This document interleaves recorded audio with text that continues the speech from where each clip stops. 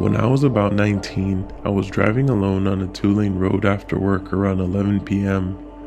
No other cars were on the road when suddenly a guy in a red shirt swerved his bicycle from the side of the road right in front of my car. I hit him. I felt the impact. I was yelling, "Oh my God," over and over and got out of the car to see how badly he was hurt. Only I didn't see him. I couldn't find the guy. No bike, no red shirted guy, no dent or blood on my car. I searched the ditch with a flashlight. A couple people passed by while I was looking in the field for a body when a sheriff's car pulled up. I told him what happened and he said I didn't hit anyone. He told me about 15 years earlier, a young man in a red shirt was hit by a car while riding his bike right there and he died instantly. The deputy told me that every couple of years, someone driving through here believes they've hit a red-shirted bike rider, but they didn't.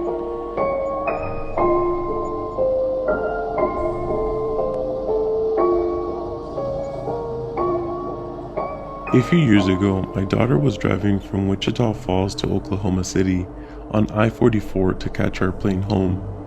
It was about 4:05 a.m. I remember because I was afraid we'd miss our flight.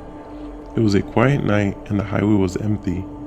We were almost outside the city limits when we saw an older model car, light blue or silver, launch off the embankment, roll over 3 or 4 times, over and over. I actually saw someone fly off the car.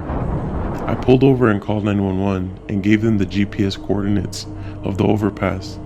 I asked the dispatch if I should go back down the highway and she told me not to because there was an officer less than 2 minutes away. 20 minutes later, I get a call from the police asking exactly where it was. I repeated the info. The officer said that he was sitting in the exact location and that there was nothing there. Not a skid mark, broken glass, or flattened grass, not at all. I assured him of what I saw, but he didn't really seem to believe me. I couldn't stop thinking about the wreck, and I know what I saw. So when I got home, I googled if there was any accidents in that area for my sake. And this is what I found. Exactly 10 years prior, a group of teenagers were speeding down the suburban road and they lost control, flipped over the guide rail, and rolled down the embankment. All 6 kids were killed. They were driving an old light blue car. The time of the accident? 4:05 a.m.